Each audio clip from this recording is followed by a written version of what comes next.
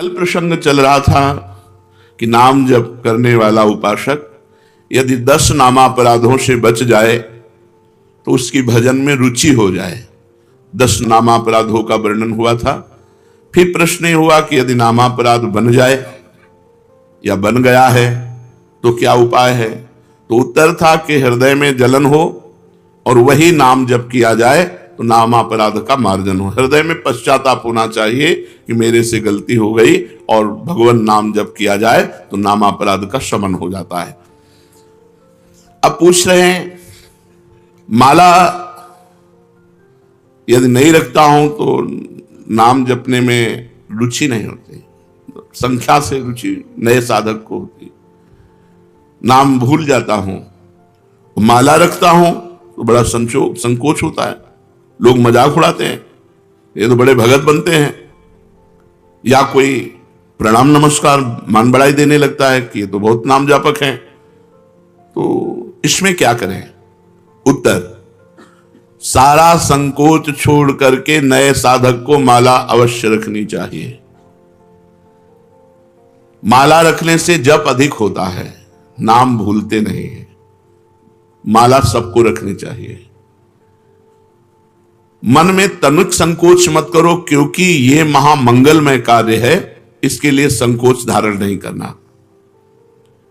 जो लज्जा छोड़कर भगवान का नाम जप करता है वो अपने को पवित्र कर देता है और सारे विश्व को पवित्र कर देता है। तीर्थी कुर्वन्ति तीर्थानि सतरति सतरति सलोकान तारयति। वह स्वयं तर जाता है, स्वयं तर जाता है और लोगों को तारता है, लोग के लोग पावन कर सकता है। इसलिए संकोच छोड़कर, लज्जा छोड़कर माला प्रगट में रखनी चाहिए और गणना युक्त नाम जप करना चाहिए। यदि कोई प्रणाम नमस्कार करे, मान बढ़ाई दे, तो तुम उसे स्वीकार न करो तो तुम्हारी हानि नहीं होगी। किसी को मना नहीं करना। कोई प्रणाम कर रहा है, कोई नमस्कार कर रहा है, बस अंदर से उपेक्षा रखो, अंदर से उसका महत्व मत रखो, तो मान बढ़ाई तुम्हारा कुछ बिगाड़ नहीं पाएगी। नाम जप का वास्तविक फल क्या है। उत्तर, नाम जप का वास्तविक फल है श्री कृष्ण प्रेम में रोना, भगवान के प्रेम में रोना। नाम का जब फल प्रकट होगा तो गदगद सुर नैना सजल दंपति रसरय भीन, एगत वृंदा विपिन में फिरे प्रेम तन लीन। आंखों से आंसू बह रहे हैं, कंठ गदगद हो रहा है, शरीर रोमांचित हो रहा है, कंपायमान हो रहा है, भगवान की मंगल मूर्ति मानस पटल पर छाई हुई। ये नाम का फल। मुक्ति तो नाम का आनुषंगिक फल भाव है, मुख्य भाव है प्रेम। जैसे सूर्य उदय होने पर प्रकाश तो आनुषंगिक है, ऐसे ही प्रेम ये सूर्य है और प्रकाश उसका मोक्ष है। इसलिए नाम का फल पूर्ण प्रेम है, भगवत प्रेम। सुना है कि 3.5 करोड़ नाम जप करने पर मोक्ष की प्राप्ति हो जाती है। क्या यह सत्य है। विश्वास करो, भाव करो, महत्व रखो, हो जाएगा। विश्वास करो, भाव करो, महत्व रखो, तो एक नाम में मोक्ष प्राप्त हो जाएगा। 3.5 करोड़ तो बहुत बड़ी बात है। एक नाम भी मोक्ष प्राप्त कराने में समर्थ है। एक नाम, 3.5 करोड़ तो बहुत होते हैं।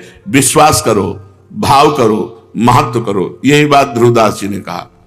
हित से आर्त होकर दैन्य भाव से एक नाम पुकार लो तो भगवान तुम्हारा साथ नहीं छोड़ेंगे। एक बार जिन नाम ली हित सो होए अति दीन, अति दीन हित सो होए। प्रेम से द्रवित होकर दैन्य भाव से भगवान को पुकारो तो एक नाम में भगवान तुम्हारा कभी साथ नहीं छोड़ेंगे। एक बार जिन नाम ली हित सो होए अति दीन, ताको संग न छाणहि ध्रुव अपनो कर लीन। विश्वास करो, भाव करो, महत्व करो, तो एक नाम से भगवत प्राप्ति हो जाएगी। एक नाम मोक्ष प्रदान कर देगा। 3.5 करोड़ तो बहुत बड़ी बात है। हां, कलि संतरणोपनिषद में लिखा हुआ है कि यदि नाम के 3.5 करोड़ आवृत्ति की जाए, 3.5 करोड़ नाम जब किया जाए तो शरीर छूटने पर वो भगवान को प्राप्त होगा। शरीर छूटने पर वो भगवान को प्राप्त होगा 3.5 करोड़ नाम जप करने। आपने बड़ी महिमा सुनाई, तो आप इतना बता सकते हैं कि आपको क्या लाभ मिला नाम जप से। आपको क्या लाभ मिला? मेरे को जो लाभ मिला, मेरी वाणी में सामर्थ्य नहीं कि मैं कह सकूं। हां, ये जरूर है कि असंभव को संभव कर दिया नाम ने। बस इतने बोले। मेरे को जो लाभ हुआ, मेरी वाणी में सामर्थ्य नहीं कि मैं वर्णन कर सकूं। हां, इतना जरूर कहता हूं कि असंभव को संभव कर दिया, असंभव को संभव कर दिया। महाराज, नाम जप करने वाला अंत समय में यदि बेहोश हो जाता है तो उसकी क्या गति होगी? बेहोश में तो नाम जप नहीं हो पाएगा। नाम जप जीवन भर प्रयास किया है, एक क्षण भी नाम नहीं छोड़ा है, वो अंत समय जब बेहोश होगा तो भगवान उसका नाम स्मरण बन जाएंगे। उस बेहोश की स्थिति में भगवान उसका नाम स्मरण हो जाए। एक भगत को हमने देखा, ललचाते हैं ऐसी मृत्यु हो जाए, अंगुली में काउंटर है, बिल्कुल आखिरी श्वास चल रही, ऐसे राधा राधा राधा, और मात्र 5-6 सेकंड में ये है मृत्यु। मृत्यु का ये है महोत्सव। और मतलब जैसे नृत्य की मुद्रा में राधा राधा राधा राधा, और बस ऐसे चले गए। यदि कोई बेहोश हो जाता है और जीवन भर भजन किया है तो अंत समय भगवान उसका स्मरण बनते हैं और वो भगवान को प्राप्त होता है। आप कृपा करके बताइए कि नाम जप और मंत्र जप में क्या अंतर है? मंत्र जप में विधि की प्रधानता होती है। अपवित्र दशा में आप नहीं जप सकते, अपवित्र स्थान में आप नहीं जप सकते, अपवित्र भाव रखकर नहीं जप सकते। नाम में इसकी कोई बात। अपवित्र पवित्रो वा सर्वावस्थांगतो पिबह यह स्मरेत पुंडरीकाक्षम सवायाभ्यंतरा शुचि। नाम उच्चारण करते ही वो बाहर भीतर दोनों जगह से पवित्र हो जाता है, चाहे अपवित्र हो या पवित्र, इसकी कोई विधि नहीं।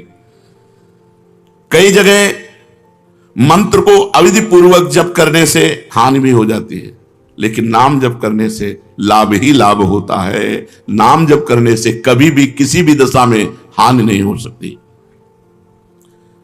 क्या मंत्र का अर्थ जाने बिना भाव के अगर जप हो तो फल देता है? हर शब्द ब्रह्म है। वैदिक, तांत्रिक आदि जो भी मंत्र हैं सब शब्दात्मक हैं, उनमें अनंत शक्ति भरी हुई है।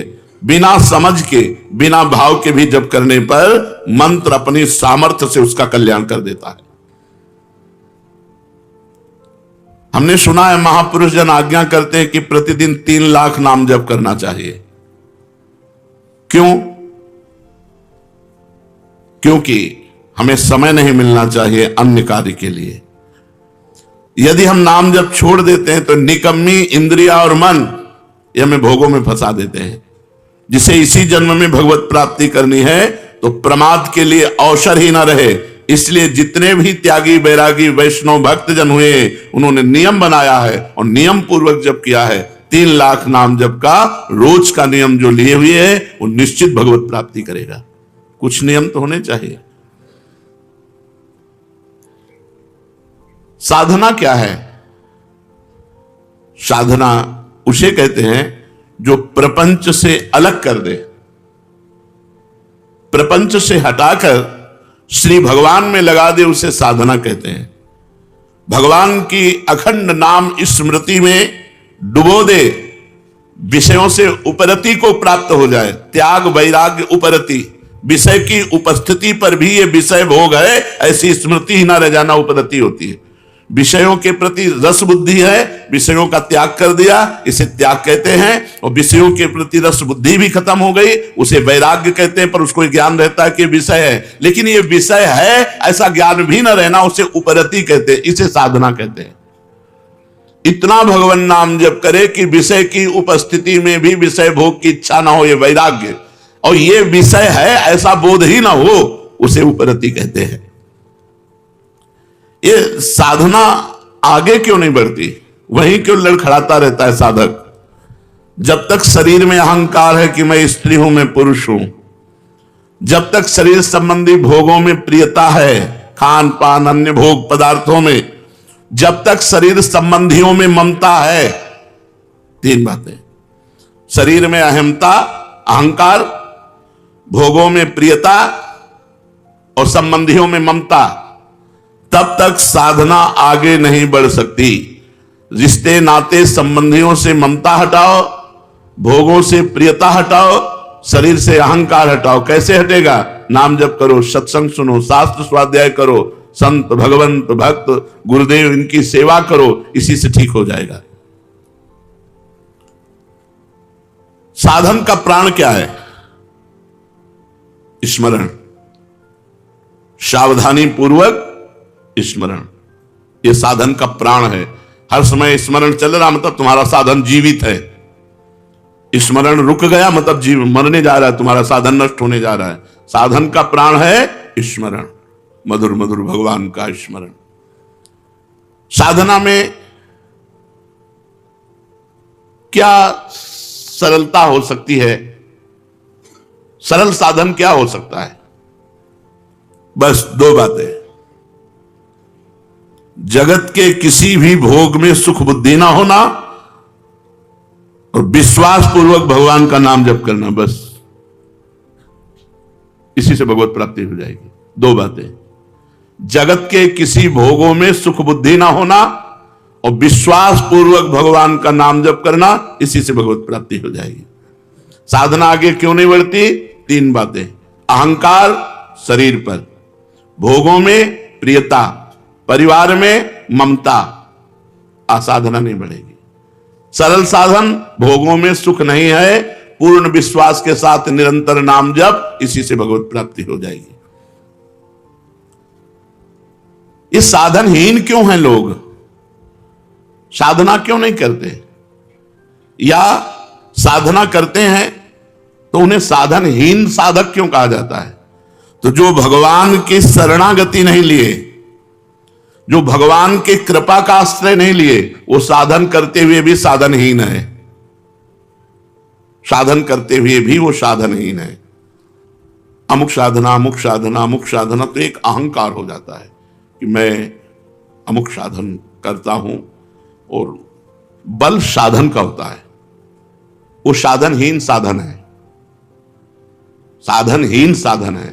अपबल, तपबल और बाहुबल, चौथो बल है दाम, सूर्य किशोर कृपाते सब बल हारे को हरि नाम। तो यहां पूछा गया कि साधनहीनता साधन संपन्न होने पर भी क्यों है? साधनहीन साधन क्या है?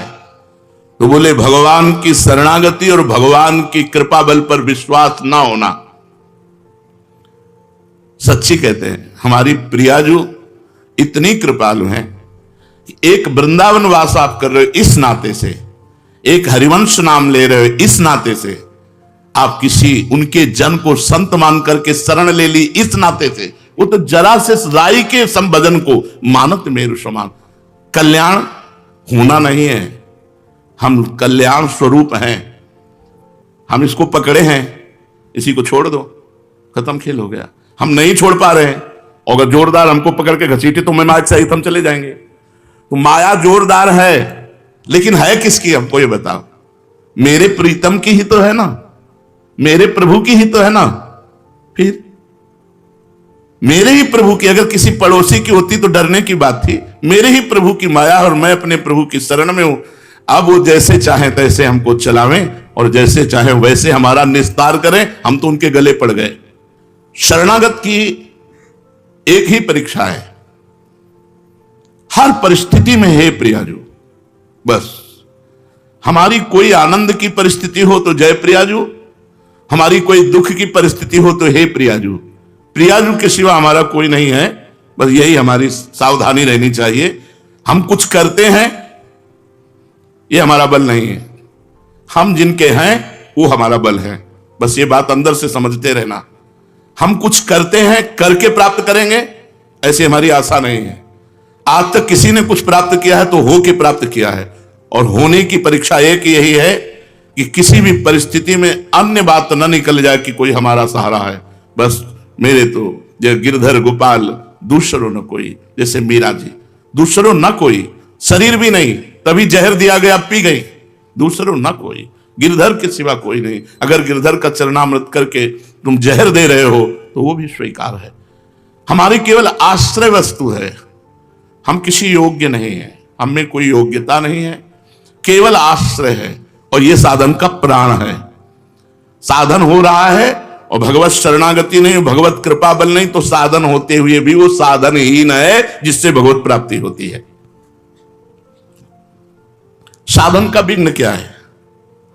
साधन का सबसे बड़ा विघ्न है साधन का अभिमान होना। भगवत स्मरण से भगवान की प्राप्ति होती है। भगवत स्मरण उसी का चलता है जो तृणादपि सुनीचेन, अपने को दीन मानता है। माना ब्रह्म ज्ञान के मार्ग में उस सबको अपनी आत्मा देखता है, भक्ति सबको अपना इष्ट देखता है, कहीं प्रश्न बनता ही नहीं है। अगर वो प्रश्न करता है तो अभी खुद प्रश्न में फंस गया हो। ज्ञानी की दृष्टि में सर्वम खलमिदं ब्रह्म, भक्ति की दृष्टि में वासुदेवा सर्वम, सिय राम में सब जग जानी। सबसे बड़ा साधन का विघ्न है साधन का अहंकार हो जाना। साधना का अहंकार इतना श्रेष्ठ बड़ा होता है, इतनी कड़ुई होती है, पूछो मत। वही सबसे बड़ा विघ्न है भगवत प्राप्ति में। दूसरा, खान पान।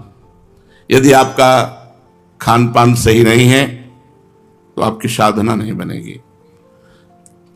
तीसरा, मंत्र नाम में संदेह। पता नहीं इस नाम से होगा कि नहीं होगा, कहते हैं नाम जब करो इस नाम से, तो पता नहीं इस मंत्र से होगा कि नहीं होगा। साधना में विघ्न। सदगुरु का अभाव। जिसके जीवन में सदगुरु नहीं उसकी साधना कभी सिद्ध नहीं हो सकती। सदगुरु है, उनका अपमान कर दिया, कभी साधना सिद्ध नहीं हो सकती। ये साधना का विघ्न है। नियमानुवर्तिता का अभाव। जो नियम दिया गया है उस नियम के अनुसार न चलना। अपनी प्रसिद्धि की चाह, कुतर्किक स्वभाव होना और भोगों की कामना और कुसंग में प्रियता, परदोष दर्शन, इतने साधना के विघ्न हैं। अगर इन विघ्नों से बचा जाए तो हमारी साधना आगे बढ़ेगी। तो साधना में सहायक क्या है? दैन्यता। सबसे पहली बात है दैन्यता। सबसे झुक के रहो। सब में भगवान देखोगे तो झुकना आ जाएगा। सब में झुको, सबको प्रणाम करो। साधन में साधन का अहंकार ना होना, ये सबसे बड़ा सहायक है। आप जो साधन कर रहे हो उसका अहम नहीं होना चाहिए, दैन्य होना चाहिए। और सच्ची बात है, सही साधना होगी तो आपका हृदय दैन्य हो जाए, डरेगा कहीं कोई अपराध न बन जाए जो मेरा साधन रुक जाए। और हृदय एकदम इतना लुजलुजा हो जाएगा कि कोई आपको प्रणाम करेगा तो आपको संकोच लगेगा। आप नहीं समझते, मैं अधम जीव हूं, मेरे पर क्यों ऐसा। वो तनिक भी लाख लोग मान बढ़ाई दे, वो अंदर रहेगा कि आप जानते नहीं हो इसलिए ऐसा, मैं बहुत अधम हूं। अंदर उसके यही रहेगा, अस्मय अधम सकासुम। ये अंदर बैठ जाएगा, ये भगवान की कृपा से बैठ जाएगा। दूसरा सहायक, नियम के अनुसार अपनी दिनचर्या पूरी करना, टाइम बिल्कुल। ये साधक की गुणवत्ता है कि जैसे 4 बजे से वाणी पाठ, तो 4 बजने में 5 मिनट बकाया है, वो आ गया। 4 बजने के बाद जो दिनचर्या शुरू हुई, जब सब संपन्न हो गई, प्रणाम किया, ग्रीवा नीचे की, चल दिया। 5 मिनट पे अपनी दिनचर्या में बड़ी प्रवीणता रखना। सत्कार दूसरों का करना, सबहि मान प्रदापमान, इससे साधना आपकी बढ़ेगी। कुछ समय एकांतवास, सोने के अलावा। सोने में तो सब लोग एकांतवास करते हैं।